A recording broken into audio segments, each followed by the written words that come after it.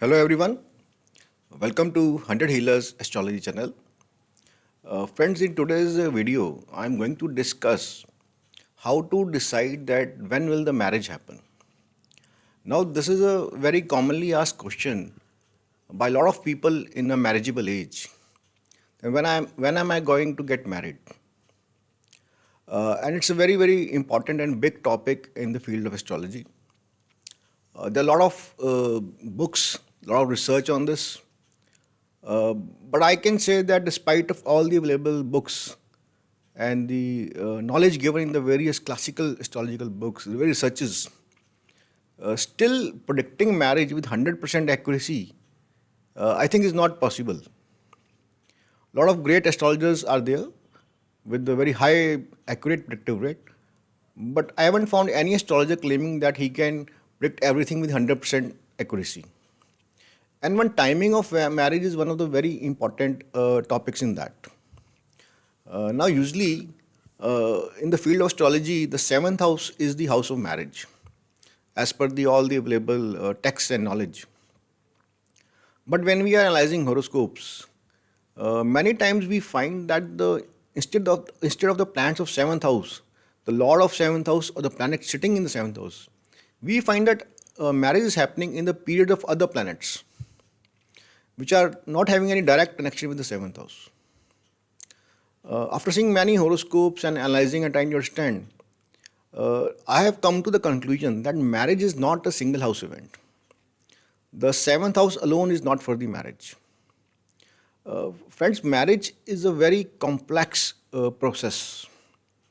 It's a big event where a lot of things are happening. So in today's video, I will try to explain that when marriage is happening, as per the traditional norms, traditional culture, it's not only the seventh house, but a lot of other houses also get involved. A lot of other houses play a very important role in the marriage. So we should not do the mistake of just focusing on the seventh house. So let's start today's video. Jai Shri Ram. Now friends, I like you all to see this picture first. Just focus on this picture visible on the screen. In this, what can we see in this picture? Now this picture is showing the event of marriage happening. A couple is sitting here, groom and bride are sitting here. Family members are surrounding them, they are sitting and supporting in the marriage. A priest is there, a panditji is sitting there, and one havan is happening. A very important spiritual, religious ritual is happening here. So now let's try to understand which all houses of the horoscope are getting involved here, are playing a role in the marriage. From this very picture, we'll understand that. Now first, whoever is undergoing marriage, whoever is going through the process of marriage, in the horoscope, that person is seen from the first house. The first house of the horoscope is the ascendant, is the lagna. It represents the person itself. That means when a marriage of person is happening, the first house is getting involved. That is the first rule. The first house is getting involved. Now the person is marrying another person from the opposite gender, which is seen from the seventh house. So when a marriage is happening between two people, the first house, which is the self, and the seventh house, which represents the spouse, the opposite gender, they are getting involved. So that means now marriage is the union of the first house and the seventh house. First house is the self and seventh house is the spouse. So when marriage is happening, these two houses are coming into play. So dasha of the planet involving first house and seventh house will be there. Unless until they are not there, marriage will not happen. So some connection between the dasha of the planets will be making with the first house and seventh house. This is the first and foremost condition. Now in this picture, we can see that a lot of family members are sitting there. Now family is seen from the second house of the horoscope. That means second house also plays a very important role in marriage. In fact, seventh house is no less important than seventh house. Second house is as much as important than seventh house. Because friends, marriage cannot happen without the second house. Unless and until the girl and boy are running away. The families have not agreed and they are eloping away. Then the second house may not come into play. Otherwise, in all the 99% of the marriages where a proper marriage is happening with the agreement of families, second house is very, very important. And why? Because second house is the house of family. Now, marriage is happening. It's the family which is playing the most important role in getting the person married. It's the family, especially in India, in place like India. Uh, in India, it's the parents, it's the family who finds the bride and groom. For a boy, it's the family who finds the girl most of the times. Still, even in these times, also, I think in more than 90% of the cases, love marriage is very, very rare, still rare in India. If we see the data, love marriage is still not that very common in India. Maybe with changing times, it's increasing. But still, in a modern Indian family, in a middle class or low income group families in India, most of the marriages are fixed by the parents. The parents decide the girl, and the parents of the girl decide the boy. So it's the parents, family members who are searching for the prospective bride or the groom. Many times it's the family members only who bring the prospect of marriage. They only search and recommend a boy and girl for the marriage. The family members go for the shopping. As the family members who are preparing for the marriage. Very close family members are involved into preparation of the marriage. They go for the shopping for the dresses for the marriage. They go for shopping for the jewelry, everything, all the things which are given as gifts to the groom and the bride. We can also say dowry and other gift items. And when marriage is happening, the cards are printed. We invite all the family members, even the family members staying very far away. So when marriage is happening, all the family members come together to participate in that marriage. So second house, planets sitting in the second house are also come into play, or the lord of the second house also comes into play in the dasha when the marriage has to happen. Now, what else can we see in this picture? A, a religious ritual is happening. Now, marriage is considered a very, very sacred event. Still in Indian system, in Indian belief culture, marriage is considered dharma. It's a very, very important purpose of the life of person. It's a very sacred bond, a spiritual bond. It's not just something about physical relations or lust. It's a very sacred, it's a sacred spiritual bond where two people are coming together and they are promising each other to be part of everything in life, that they will support each other in every ups and downs of life. Now, we are seeing that a Panditji, a priest comes, he gets the marriage done. He reads the mantras from the very scriptures, which he knows. He conducts a yajna, a ritual, a fire ritual is being done. And the couple, they go around this fire ritual. Some say it's 4 times, some say it's 7 times, saat fere or char fere. The couple takes the round around the fire ritual and they make a promise to each other. So it's a religious ceremony also. Religion is also coming play. And it may be any religion. A person may belong to any religion. It may be Hindu, it may be Christian, it may be Muslim man, or it may be Sikh person, any religion. Religion is always involved into marriage. In Hindus, we know that fire ritual is done. Even in Muslims, they call the Maulvi, and he reads the Nikah Nama. In Christians, they go to church for marriage. A priest is there who reads the prayers. In Sikhs, they go to the Gurdwara and they go around the Sri Guru Granth Sahib, the holy book of Sikhs, and take the fera. They go around and make a promise, and some text from the holy book is read. Similar in other religions. Whichever religion the person may belong, religious rituals are a very important part of the marriage. Even in the starting also, muhurta is taken out by Panditji. Parents of the couple go to the muhurat, Panditji, and he checks his panchang and takes out the muhurat. So marriage begins with the religion. So that means ninth house plays a very, very important role in marriage. The natural ninth lord, which is the Jupiter, or the ninth lord of the particular horoscope, it plays a very, very important role in the marriage. So from this picture, we have understood that the first house, the seventh house of the spouse, the second house of family, and ninth house of religious rituals and priest play a very, very important role when marriage is happening. So planets sitting in these houses, or planets who are the lord of these houses, in their dasha, marriage will happen. Now there are other houses also. I'll come to that in the next slide.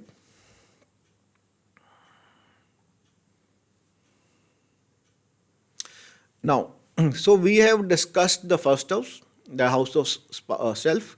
Whenever any important event in the life will happen, which is going to impact the person, the dasha of first house has to come.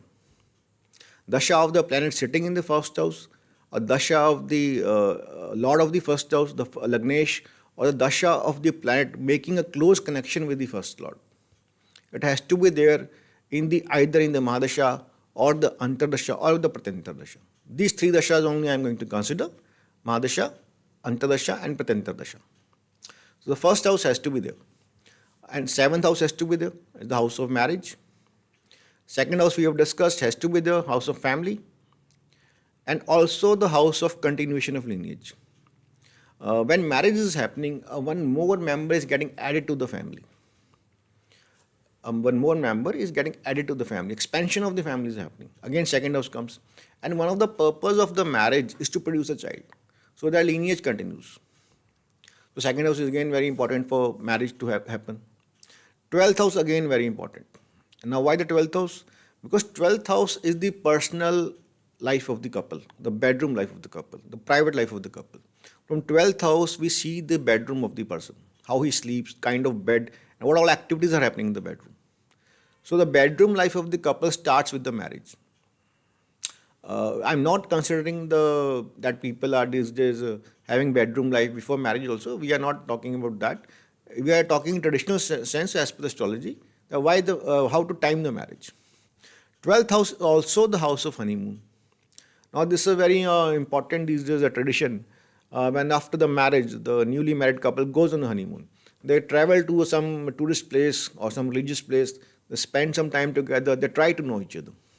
All this is to be seen from the 12th house. 12th is the house of long distance travels. 12th house is the house of going on journeys, long journeys, and isolation. So couple here is going away from the hometown and they want to spend some time in isolation, spend time with each other where they can know each other. A bond develops between them. So another important event after the marriage, soon after the marriage it happens, is 12th house. So 12th house is very, very important. Many horoscopes it's seen marriage happening in the period of the planet which is sitting in the 12th house or connected to the 12th house. Now another important house is 11th house. Now why 11th house? Because it is the house of gains. It's the house of fulfillment of desire. So desire of marriage is getting fulfilled. And another important aspect of the 11th house is the 11th house shows the big gatherings, big celebrations. A lot of people are there. Now, marriage is a very big event in which lot of gathering is there. A lot of people are invited to marriage. It's not only the close family members, even the social circle, your friends, your business people, especially in the people who are in business, they invite all the market, all their customers, the long-term customers, their clients with whom they are dealing, their business partners, all the people with whom they are dealing in the business, they are invited to the marriage. The whole social circle is invited to the marriage. Your neighbors, a lot of people. Their marriage is 500 people, 1,000 people, 5,000 people. So that all big gatherings, big celebrations are seen from the 11th house. So that's what I was trying to tell you. Marriage is not a one house event. So we cannot just see marriage from 7th house. When a marriage is happening, a proper marriage is happening with the agreement of two families, lot of other houses are getting involved. Lot of other houses. So planets which are sitting in these houses and connected to these houses are to be seen for timing the marriage. The 9th house we already discussed is the house of divine blessing, house of religion, dharma, rituals, and also the house of promise. The couple is making a promise to each other to spend their life together through all the ups and downs of life, to support each other. Whenever there are problems or happy times, they have to support each other. So this promise is also 9th house. Now friends, let's take an example horoscope and try to understand activation of these houses at the time of marriage, and how by understanding this we can decide and understand which dasha will give marriage. Now let's see an example horoscope. Now this is example 2. The reason I'm calling it example 2 is because I've already discussed one horoscope in my previous video. That video was in Hindi and this is the English video. So those who are interested can go back to that my video in my channel and watch that video. Another very important and very good horoscope is discussed in that video about timing of marriage. So when this is a horoscope of a male person born in 1924. The birth details are given here. Those who are interested can make the horoscope from these birth details. And this is the Rashi chart, the main horoscope, the Rashi Kundli. And this is the main chart for marriage, that is a D9, Navamsa Kundli. Those who know astrology know that without considering the Navamsa chart, D9 chart, we cannot make accurate prediction about marriage. Navamsa chart is the second most important chart after D1 chart. Anything which has to be seen in Rashi chart has to be confirmed in the D9 chart. So we will be analyzing both these charts. Now, date of marriage. This person got married in December. This person got married on 7 July 1946. This person started dating this girl with whom he got married in December 1945. Got engaged in May after 6 months of dating. They got engaged. They had a ring ceremony. And marriage happened in July 1946. And this is the dasha of planets. Marriage happened in the Mahadasha of Saturn, the Antardasha of Venus, the Pratyanta Dasha of Venus, and the Sukshma Dasha of Mars. I have taken the Sukshma Dasha of Mars, but in most cases we can predict marriage from these three planets, Mahadasha, Antardasha, Pratyanta Dasha. The problem with Sukshma Dasha is we need to have a very, very accurate birth time, even up to seconds. Even just change of 30 to 40 seconds in the birth time will cause a major change in the Sukshma Dasha. The dates will change. So, in most cases, what we need is Saturn, Mahadasha Nath. We need to know up to the level of Pratyanta Dasha. Mahadasha, Antardasha, Pratyanta Dasha. So, we roughly get a period of 2 to 3 months up to Pratyanta Dasha. And I think that is good enough to predict marriage. Now, why this marriage happened in Saturn Mahadasha? Now, first let's analyze the first planet, that is Saturn. Now, friends, in this main chart, now Saturn, where is Saturn sitting? It's sitting in the first house, Lagna, ascendant. So, the first rule that whenever a planet has the dasha of planet making connection to Lagna has to be there. Because marriage is a very, very important event related to the person, and first house represents the self of the person. So, as Saturn has come in the first house, so Lagna is involved. The first house of the horoscope is involved. The Mahadasha has made that sure. And it is sitting in the sign of Libra. This is a Tula Lagna Kundli, Libra Lagna ascendant. And it is sitting, Saturn is exalted in the house of Libra, in sign of Libra, in the first house. Now again, this is very important because Libra is the natural sign of marriage. In the Kalpurush Kundli, Libra is the natural sign of marriage. So Saturn sitting there ensures that marriage will take place, and it's exalted, very powerful, very happy state. Marriage will happen in this Mahadasha. Now let's go to the Pratyanta Dasha. Now Pratyanta Dasha Lord is, Antardasha. Antardasha Lord is Venus. Now Venus is the natural seventh Lord of the Kalpurush Kundali. Venus is the chief planet of marriage because it is the natural seventh Lord of Kalpurush Kundali, but it is also the second Lord of Kalpurush Kundali. Second Lord of family. Second Lord of wealth, jewelry. In marriage, lot of wealth is exchanged, lot of wealth is spent, lot of gifts come into the family. Lot of people bring a gift, and many times lot of people they just give money as gift. In Hindi we call it neg. People come, they have a lifafa envelope having 500 rupees, 1000 as per their financial capacity, and they give this money as a gift to the couple.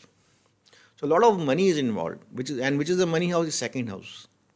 The families are involved, the money is involved, and Venus represents both the second house and seventh house. So Venus is the main planet of marriage, not just because it's the seventh lord.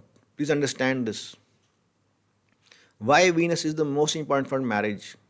Not just because it is seventh, it's also because it's the second lord. Second lord of the natural horoscope, the Kalpurush horoscope. So Venus is playing that very important dual role. In all the books, most of the astrologers just talk about the seventh house. Because Venus is the lord of seventh house, that's why it's giving the marriage. But nobody talks that Venus is also the second lord. And second house is very, very important for marriage. Because the family is involved, wealth is involved. Second house is also the house of jewelry. All that necklaces, the marriage, the bride, the jewelry, the ring, all that jewelry, the gold, it's second house. Please read the classical texts of Jyotish, of the astrology. Second house is the house of all the jewelry. and Venus is the second lord. So that's why Venus is very, very important, and second house is very, very important. So the marriage happened in the Antardasha of Venus. Now, where is Venus in this house? Why? What role is Venus playing? It's the natural marriage giver, but what role is playing in this horoscope? Now, Venus here is the again Lagna Lord, is the house of Lagna, ascendant Lord. Okay, Saturn was sitting ascendant, but what other role it is Venus? Venus is sitting with the ninth Lord. Very, very important. Venus is sitting with the ninth Lord of religious rituals. That means the dasha of Venus will bring something related to religion in the life. Venus is sitting in the house of 11th house of celebrations, big family functions, big gatherings. So some event will happen. That means Venus sitting here with the ninth lord in the 11th house means some event will happen, some major event will happen where there will be large gathering and some religious ritual will be involved because Venus is sitting with the Mercury. Venus sitting with the Mercury, which is ninth lord of religion, religious rituals. Mercury is the word, the promise we make. As a ninth lord is the house of promise. So Venus here sitting as the Lagna lord, some major event in the life of person will happen where there will be large gathering and the person will get involved into some religious ritual. Now what else is happening? The Mercury is also the 12th lord. 12th lord of bedroom life, 12th lord of honeymoon. That means in this period, this person will get involved into some long distance travel for pleasure. Person in 12th house dasha, person goes to a distant place for pleasure, for isolation for pleasure. Now this Venus is sitting with Mercury, 9th lord and 12th lord in the house of Ichhapurti, gains. So all the houses related to marriage, which I explained in my previous slide, are getting involved here. Now which is the Pratyanta dasha? Again Venus. Now if we see Saturn and Venus, second house has not come into play directly in this chart. So here's the Mars comes. Now who is the Mars? It is the second lord. Mars is the lord of second house sitting in the 5th house, and this Mars is aspecting the Venus and both the Mercury. So Venus has also to give the results as per Mars here because Venus is receiving the aspect of Mars, which is second lord, also the 7th lord. So Venus here, the lord of Lagna, ascendant, sitting with the 9th lord, 12th lord, is getting aspect of the Mars. This Mars is 7th lord and second lord. So all the important houses which I discussed in my previous slide, I'll take you to my previous slide. So friends, here all the important houses, the 1st, the 7th, 2nd, 12th, 11th, 9th, all have come into play. Saturn is sitting in the Lagna, Lagna has come into play. The Venus is this Lagna lord, again Lagna has come into play, the 1st house. Venus sitting with the lord of 9th house, 9th house has come into play. Venus is sitting with the lord of 12th house, 12th house has come into play. Venus is sitting in the 11th house of gathering, 11th house, big gathering, big event has happened. And Venus is receiving the aspect of 7th lord and second lord. So all these important houses have got involved which are related to marriage in this dasha. And Sukshma dasha again, Mars represents the house of marriage, spouse. Spouse came into the life of this person. All the important houses are involved. Marriage is not a one house event. Unless and until we are clear about this, we will never be able to time the marriage from Vimshottari dasha system. If we have to time the accurate date of marriage, accurate period of marriage, we have to consider all these houses. Then only we can date marriage. Now let's check the Navamsa chart, D9 chart. Now friends, here Saturn, who is Saturn? Saturn is sitting here. Saturn of the planet sitting in the Lagna. Now he is making connection with the 9th lord, Mercury. This is our Gautam Kundali. The both D9 and D9 Rashi chart both have ascendant as Libra. Ascendant is same. So same planets will play the role. And D9, the Saturn, planet sitting in Mahadashanath, is sitting with the 9th lord of D1 and D9. Some religious ritual is bound to happen in this dasha. And Venus here is sitting in the seventh house of marriage itself. Very, very important. Another rule of astrology, planet sitting in the seventh house of D9 chart, high probability to give marriage. Because seventh house of D9 chart represents the spouse, the opposite partner, the wife or the husband of the person. So whenever period of planet comes, which is sitting in the seventh house of D9 chart, very high probability the marriage will happen. So Venus is again here. And Mars sitting in the Lagna of D9. Lagna in the D9 is seventh lord of D9. Mars is the seventh lord of D1 and D9. Again, Mars is very, very important. So friends, this was an example to understand that which all houses come into play when marriage is happening. Marriage is not a single house event. It's a very big complex event. A lot of things are happening in marriage. Two people are coming into life of each other. The families are getting very strongly involved. A big gathering is happening to be seen from the 11th house. A lot of wealth is coming. A lot of wealth is getting exchanged. Jewelry is being formed, to be seen from the second house. 12th house, the bedroom life is starting. The couple is going on honeymoon. So all these houses play a very, very important role in marriage, and we have to analyze all these houses, the lord of these houses, the planet sitting in these houses, to come to the exact dasha which will give the marriage. So friends, this was a small video to understand when the marriage happens. I hope you liked the video. This was my observation, my research in various horoscopes in marriage. And those who are interested can watch my previous videos on marriage. I've already posted 3 videos related to marriage. I'll keep coming for new concepts in marriage. Till then, have a good day. If you like my channel, please subscribe to my channel, like the video. We'll meet next time with some other interesting video, another interesting horoscope. Till then, have a good time. Goodbye.